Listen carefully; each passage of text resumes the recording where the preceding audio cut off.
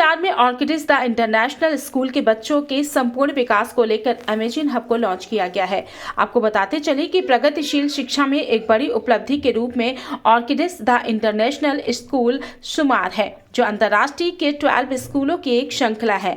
Amazing hub का उद्घाटन school के उपाध्यक्ष सुधा राजमोहन और प्रोफेसर MM पंत, पूर्व वाइस चांसलर IIT कानपुर ने किया है। अमेजिंग हब खगोल विज्ञान, रोबोटिक्स, मैक, कोडिंग, टिंकरिंग, नृत्य, रंगमंच, संगीत, बुनाई, छपाई, मिट्टी के बर्तन और पेंटिंग की प्रयोगशालाओं से युक्त है। ऑर्किड्स इंटरनेशनल स्कूल में प्रयोगशाला आधारित शिक्षा सीखने का एक महत्वपूर्ण तरीका है। अमेजिंग हब एक ऐसा स्थान है जहां छात्र प्रयोग कर सकते हैं, डेटा का विश्लेषण कर सकते हैं और महत्वपूर्ण सोच, समस्या समाधान और रचनात्मकता सीख सकते हैं। अमेजिंग हब का उद्देश्य छात्रों को सीखने में सक्रिय रूप से शामिल करना है। प्रोफेसर MM पंत ने कहा कि ऑर्किड्स स्कूल पारंपरिक तरीके से आगे बढ़ रहा है। अमेजिंग हब रचनात्मकता और कल्पना को बढ़ावा देता है। ये छात्रों को न केवल एकेडमिक कौशल बल्कि रचनात्मकता, आजीवन सीखने के जुनून को विकसित करने में मदद करता है। ये शिक्षा के क्षेत्र में एक बड़ा आधुनिक कदम है।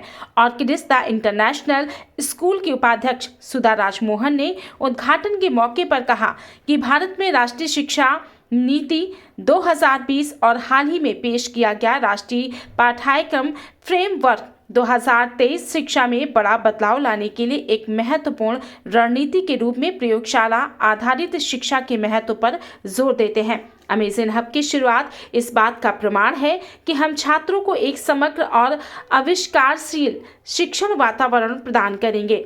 Orchids the international school Bharat के अग्रणी अंतर्राष्ट्रीय के 12 स्कूल श्रृंखलाओं में से एक है।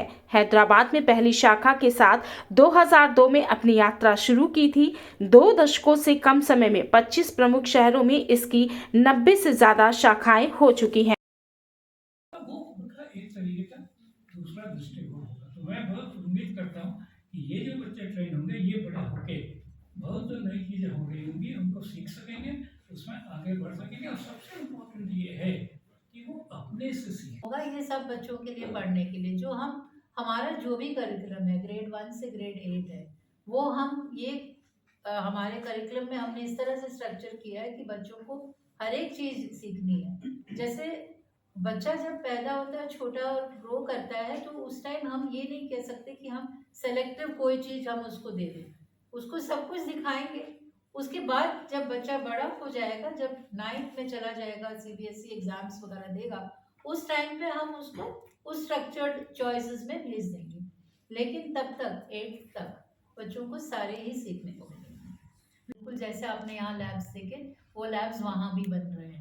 इस तरह से हम अपने हर जोन पे कुछ हमने स्कूल्स चुने हैं जहाँ पे सुविधा है, जहाँ पे उसमें जगह हो, क्योंकि इसमें इम्पॉर्टेंट है कि हमें उतनी जगह मिलनी चाहिए। तो जहाँ जहाँ हमें जगह मिली है, हमने ये 9 लैब्स सब जगह ही बनाई है। तो दैट इज़ वाई आपने देखा कि ये जो लॉन्च है ये हम सिटी सिटी में कर रहे हैं। हमारे कुल 9 लैब्स जोन्स हैं और हर जोन पे कई सारे स्कूल्स हैं जहाँ पे हमने ये प्रीमियम लैब्स बनाए और लॉन्च किए। मैम ये क्या सब्जेक्ट के तो सीखने के लिए नई चीजें दी हैं जो बच्चों को कई नई चीजें दिखाएंगी। जैसे कि आपने देखा होगा, जैसे आप लोगों ने जब सेट किया स्कूल के सारे लैब्स को देखा, तो म्यूजिक, डांस और थिएटर के लैब से शुरू के बारे में, लेकिन उसको महसूस करने के लिए एक एक्सपीरियंशियल लैब का होना बहुत ही इम्पोर्टेंट है। तो हमारे यहाँ बच्चों को ये मौका हम देंगे कि वो बच्चे यहाँ पे छोटे छोटे एक्सपेरिमेंट्स करें और वो एक्चुअली जब सेलेस्टियल वंडर चीजें सिखा सकते हैं। लेकिन आप बच्चे को जितना ज्यादा एक्सपोजर देंगे, बच्चा बहुत जल्दी समझ पाएगा, क्योंकि आज का बच्चा बहुत क्यूरियस है।